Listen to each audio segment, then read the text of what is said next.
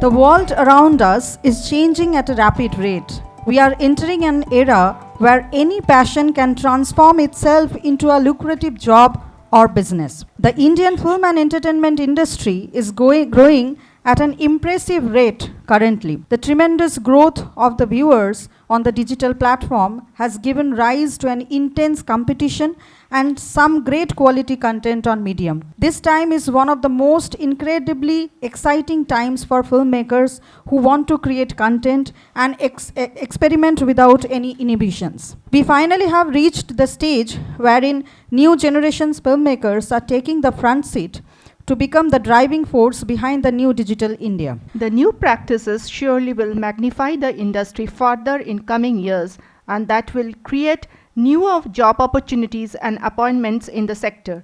Some of the attractive job profiles in the sectors are documentary filmmaker, director, assistant director, art director, production designer, executive producer, cinematographer, operative camera person, videographer, photographer or cinematographer, screenwriter, storyboard artist, production supervisor, video producer, editor, sound designer, line producer, costume AD, prop AD, post-production supervisor. We recognize the growing opportunity in various sectors for the youth. We understand that evolving technology is paving way for career paths that didn't exist even a few years ago. Hence, it has been our constant endeavor to enlighten the youth with the emerging career opportunities and also provide them the course that would get them the required skill for joining the respective industries. Future Vista is also organized with similar aim, that is to provide a comprehensive platform to creative young minds passionate about the film and television industry and help them find their passion and attain success through right facts, guidance, and suggestions.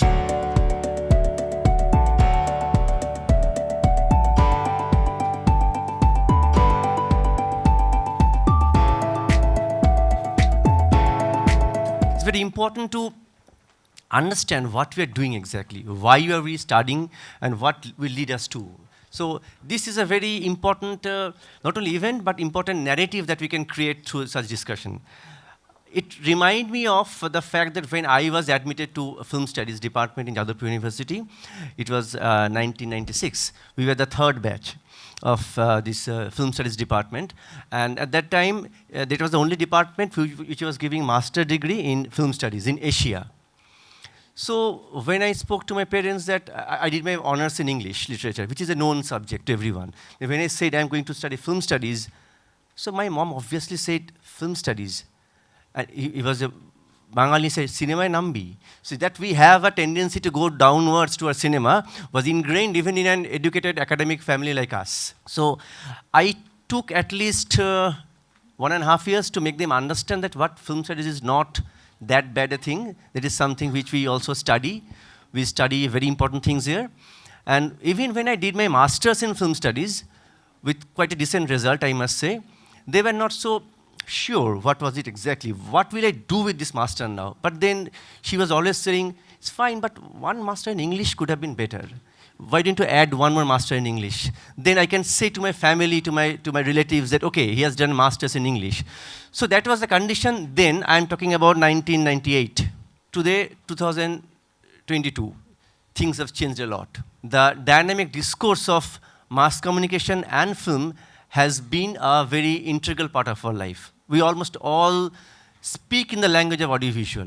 Whatever we do in our life, we have an audiovisual reference to it and we speak in this language. Why am I saying that audiovisual is our language? Because it is not only something that they were saying we can do as AD, production designer, blah, blah, blah. All these are fine. We can get all these things in Google. But in our daily interaction with any kind of corporate life, in any kind of office work, any presentations are now not made in PowerPoint. We make presentation in audiovisual. So a sense of audiovisual narrative is now such an essential part that we cannot ignore it. It is not anymore a subject which is, okay, also. Done masters in English, also film. No. Now it has become the mainstream proper narrative of an academics and career.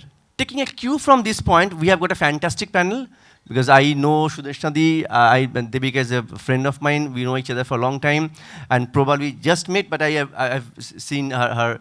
I just got to know about his work. It is fantastic. So why should someone study cinema or film studies, and how, as a producer point of view, for a production house point of view, what do you search in these people? How will they train their minds so that they can be a part of this mainstream industry? The question is a little two-pronged, and the answer will be quite elaborate in 4 or 5 diverse situations. Now, if you're doing film studies, what is film studies? Is it just watching films and analyzing them? There are 2 or 3 different aspects. One is understanding. How is a film made? Or it's first the concept, then the execution, then the planning for the first concept, then the planning for the execution, and finally the execution. Now, when you're doing film studies, what is it that you're doing? Is it only appreciation, criticism, or understanding? That would go in concept building. What would you make your film on? Then there are 2 practical aspects. One is planning the production, and the second one is execution. After you have a concept, the main thing is getting a producer or getting somebody, convincing somebody to do it. Now, if you have the wherewithal with you, if you have your own finances, then you don't have to get a producer, perhaps.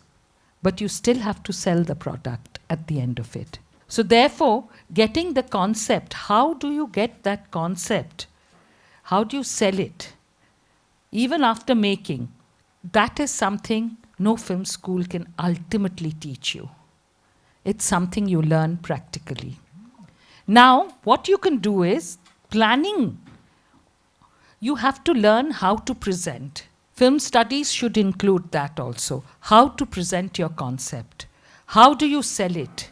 How do you go to Debika Banerjee? And I am doing it even at my age after experience. I have a 30-year experience in this field. But I am open enough. Now, I am also learning how to present it. It's a learning process that cannot be taught only in a film school. It's a learning process that you learn with each generation. A lot of people say that, in my times, things were not like this. But times change. Your times have changed. And unless you change with the time, on the job, you'll be left behind. Therefore, this kind of openness is what you have to first understand. Secondly, if what you're doing, who are you catering for? It's a very idealistic thing that you say that I will make a film that I feel. That is one kind of filmmaking. But when you are making it as a profession, I'm being very practical. I'm being very practical. There are times when I make a film which I like, which I want to, which is what is coming from inside. But there are times when I have to listen to others also. And you should have an open mind about it. Planning, that is what you should spend a lot of time on. Pre-production. There was a time when we made a film, a commercial film, even in Bangla, we could shoot for 45 days. I have done it for a film called Prem by Chance, where I had 6 songs and fight sequence and outdoor. I shot for 45 days. But a similar kind of film now, maybe not 6 songs, 2 songs, or 3 songs at the most, I get only 15 days. Times have changed. Prem by Chance was not a digital film. It was not shot digitally. It was shot on film. Therefore, one of the things was that you had to have all your shots planned because you didn't have that. Digitization has now helped you to save time because sometimes you don't even think. Now the shooting pattern has become such that you do a whole scene, you do the master as they call, then you do close-ups of everybody, then you do a top shot of it. So you can shoot from all angles. That's how people make. But when we were into films, when it was film, we had to divide the shots. There are people who also still do that, but a lot of this kind of shooting, you'll find even Debika would want options so that we can play around on the table. But during the time when we had films, it was not so easy because the film was so very expensive. I got 2 bullet points from what she said. One is flexibility. It is very important. Like whatever we learn, that is theoretical, which is very important, without which we cannot be flexible. So we need to know what we are breaking. So we should know the structure first. So as in Kobitae bola hoy, chhondo bhangte gele chhondo jante hoy age. So in the same way, we need to know the basic rules and laws, and then we have to be very flexible. That is this 30 years of experience speaks. Prabal, where would I take it from you regarding technology? So you have been practicing filmmaking as a cinematographer for a quite long time. We have worked in Bombay, which is a different world from here, the way we work here. Would you share your experience that, what do you feel that learning from any film school or any training helps for a student or anyone to be in this process? What do you think? Filmmaking, photography, anything related to visual arts is one of the best professions of the world. I mean, I enjoy my daily life with it. I enjoy every work hours. So I definitely will tell you, you are going to be the part of the best profession, the most challenging, most interesting, and the most loving profession of the world. We say stories through images, what more it can be. Regarding your point, it is indeed quite important to go through any sort of training. That training can be within a 4 walls called an institute, or the training can be a film set, which is also an institute. Institute doesn't need to be a classroom only. Now, why we need to go through this training? It is important why we need to go through the training because you are not doing, or like we are not doing something which is only for us. Filmmaking is not a solo art process. Painting, writing a poetry, writing a book, everything can be managed by one person. But in films, any sort of films, be it a feature film or a music video or an advertisement film or a documentary, it needs other members who are very, very actively participating in their specialized roles. Most of the filmmakers, in whatever form, I will collectively use the word film, which includes docus, advertisement, music videos, corporate films, AVs, and of course feature films. Most of the members are highly specialized in their own profession, in their own expertise. It's quite important to go through the training. Why? Because you can't make a mistake on a film set. If you're working for a client, be it a normal still photography shoot or to a feature film where there are stars involved, time is money. Somebody or the other is putting in money so that an artist, be the creator or the artist in front of the lens, is able to do their job, their passion, what they want to do, what they want to express. Somebody or the other is putting in money. It may be a producer, it may be a client, it may be a company. So you can't waste their money because the money has to be earned. So there is no experimentations which are possible on a film set to a certain level. Yes, we do experiment. I mean, it's not like tightening a nut bolt or like making a cup in a machine. It's a very organic process. We need to do experiments. There's nothing which is hard and fast. Flexibility is a very, very important word in a filmmaker's life. So the training, the basic training gives you the understanding of that process, where I will experiment and where I will be sure that if I do this, I'll get this result. For me, I mean, like what I felt working in the varied aspects of filmmaking, like when Sudeshna was saying, like today how we take shots. I mean, we have a particular scene, we do a master, we then do another angles. The technique is known as coverage. Basically, it comes from the television industry where scenes gets covered in different angles, and then in the edit, they give multiple possibilities of editing. This is one technique which we use nowadays. I was shooting a film called Dam Laga Ke Haisha. So mostly we had to shoot in another say 40 days, which is very, very less for a huge budget film like that. Compared to when I was shooting a film called Mausam or Bhag Milka Bhag, which was shot for 250 days, for 2 years. So this sort of Sudeshna, just imagine. So this sort of filmmaking where we have to shoot the same content of 120 minutes in 40 days, which is, see, I will not say the number of days, I'll say the number of units, which is like say 1/3. When she said about 45 days in her scale, and then now 15 days, which is again the 1/3 of the number of days which you get to make the same art form.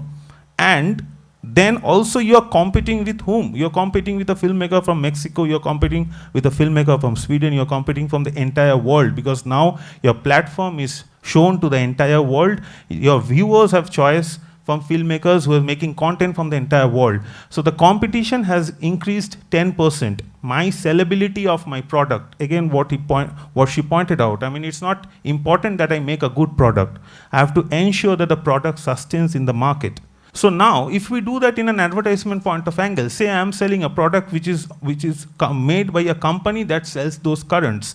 Now I have to understand how much soaking I should do so that it gives a particular soggy look that will make me look authentic on the particular desert. So each and everything has been decided, planned before. Again, the logic is we can't waste time, we can't waste money on a film set. So the basic training in whatever forms gives us the flexibility to understand where I will do the, experiment, where I will be sure that I should do the experiment this way. It's like driving a car. So Debika, I know you. You have been associated with a channel, television channel. You have been with radio. Now you are with this OTT platform. You know, OTT is a boom everywhere. Things that are happening in different narrative. People say that opportunities has been explored and flourished much more in OTTs than what we had during cinema. So when you see people working, you have a team, you intake people, many things happen. So what do you think? What do you expect from the people who work with you? If they come from film school or not from film school, what do you expect from people? As soon as this digital media or social media advent happened, it became a household name for us. The entire market, from a seller's market, it has become a buyer's market, that we all know. So far, content used to come from quote unquote institutions, organizations, but now it's a OTT or this digital media content is booming, which has its negatives and positives. Like, I don't know how long these organizations will stay afloat at all, because you will find 1,000-odd individuals are making videos, they are making content, and they are immensely popular. And as people's attention span is also dwindling, so we are doing 45 minutes, 50 minutes, 60 minutes things, but there are people who are doing 5-minute content as well.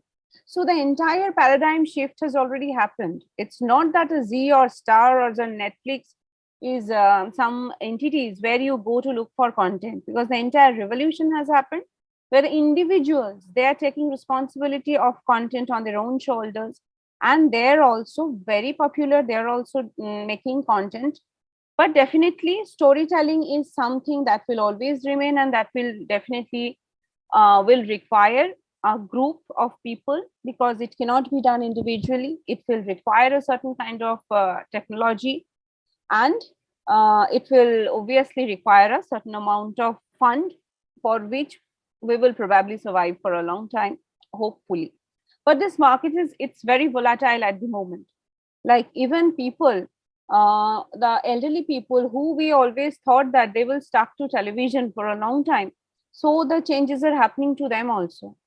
So far they were watching content on television, but nowadays a lot of 40 plus, which we do not count in our OTT target audience group, they watch content on their smartphones. Smartphone has become cheap, data has become cheap, and it has become more accessible. And since, as I said, it is now buyers market, so buyers rule, their decision rule. So this entire freedom of choice has actually created a revolution which has made the market very, very tough. So when I say that when we do content, we select content. Now I am coming, Miki, to your query, whether we prefer film school or not film school. Actually, it really makes no difference for us. We see people's ability, we see people's, whoever comes, their previous work. If we see Hoichoi, I don't know how many of you have watched content of Hoichoi. I'm just taking two examples. And there is Amazon Prime Hindi content. So if I just see the difference between these two content, I'm not talking about the budget, I'm not talking about the technicalities. I'm just talking from the point of view of selecting content and the filter. While Hoichoi's filter is easy watching, easy kind of content, and since they have Hoichoi has come from the giant producer who has done so many serials, so many hit serials, so they somehow believe that the attention span of people cannot be more than 20 to 25 minutes. So their brief of shows is probably the filter, the strategy that they do. That is, we will do 6, 7, 8 episode, 20 to 25 minute content. So if I calculate it, I find that it is probably a 2-hour, 2.5-hour, max 3-hour content with single probably or 2 tracks, and production wise, it's nothing great because of the finance. So when I talk about the strategy a company, an organization takes, it's their individual decision how they want to portray themselves, the kind of value they want to offer. So if a person who comes to me with a content, with a single line idea, we see whether that content has the ability to align with the filter and the strategy that we have. আমার প্রশ্ন basically আপনি বললেন OTT প্ল্যাটফর্মের কথা, তো এখন cinema হলের যা ক্রাইসিস, তো সেখানে ওটিটি প্ল্যাটফর্ম এবং সিনেমা হলের জন্য যে কন্টেন্টগুলো তৈরি করা হচ্ছে, মানে আমরা কি করে বুঝবো যে ওটা ওটিটি কন্টেন্ট না সিনেমা হল কন্টেন্ট আর কি, বেসিক্যালি সেটাই ক্লিয়ার করে বলুন। এই কনফিউশনটা it's still very much there in the market. Even the very stalwart directors, producers, story writers also come to us, and they just think that a film story can be stretched and made into a series content. But these two are two different forms of storytelling, and we really cannot say that just stretch a film story and make it a series. Okay, because in the series, when you see, there is something called end title, which is our enemy. Because the moment one end title comes, we have to ensure that we fight the battle and bring the people, despite the end title, we bring people and make them sit through the following episode. So earlier it used to be in many films, a series of films. Now you can do it on OTT, but on OTT, a single thread or single track story, a very easy, lucid kind of story, if it is there and you think you can wind it up within 2 hours, 2.5 hours, you can go for making films. Otherwise, the OTT series journey is very tough because you fight the battle called end title. I'm not new to iLEAD. I've known iLEAD from the very inception because Mr. Pradeep Chopra is somebody I have been associated with since the 90s. And he has definitely, and 2000s, and he has definitely helped me in a lot of ways in conceptualizing films and many other ways. iLEAD to me is an institute that has grown since it started. It has grown a lot. I've come at the very beginning and I've seen that I've shot here and I've seen how students were being taught, but slowly the whole thing has matured. Today, what I saw, the students are very different because iLEAD has taken a very positive step and have got professionals to work here. নমস্কার, আমি পাপড়ি। আমি iLEAD কলেজে admission নিচ্ছি। So এখানে আমি ফার্স্টবার আমি এই সেশনটা যে করলাম আমার খুব ভালো লাগলো। আমার এখনও সিজন স্টার্ট হয়নি, বাট এই যে সেশনটা করে আমি ফিল্মের ব্যাপারে বেসিক কিছু জিনিস আমি জানতে পারলাম, অ্যান্ড এটা আমাকে একটা আইডিয়া অন্তত দিল পড়া স্টার্ট হওয়ার আগে। The experience of coming to iLEAD is wonderful. The reason is it has young filmmakers, aspiring filmmakers over here, and the faculty has been very warm. The hospitality over here has been one of the best ones which I have ever gone to an institute and felt. I really felt a part of this family, and it was really lovely sharing my experiences over here. The institute gave me a chance to do that, and I'm really thankful to the institute for that. নমস্কার, আমি অঙ্কিত সিংহ। আমি iLEAD কলেজের first ইয়ারে admission নিয়েছি in the programme of BSc film making. I was really excited প্রথম থেকেই, কারণ I was very keen to know the logistics and the very process of every marketing of film and the whole process of it. তো আজকে যখন আসলাম আমি এত বড় বড় সবাইকে জায়েন্টস অফ ফিল্ম মেকিং বলতে গেলে in Bengal and also in Bombay, some of them who are behind the camera দেখে আমার খুব ভালো লাগলো। আর তাদের কাছ থেকে এই ছোটো যে মানে এক্সপিরিয়েন্সেসগুলো জানতে পারলাম, দ্যাট ওয়াজ রিয়েলি ইন্টারেস্টিং। আর মার্কেটিংয়ের দিক থেকে সিনেমার কী ধরন বা অনলাইন কীভাবে চলছে বা মার্কেটটা কীভাবে এখন চলছে সেটা অনেকটাই বোঝা গেল এই ডিসকাশনের থ্রু দিয়ে, and I really feel lucky to be here.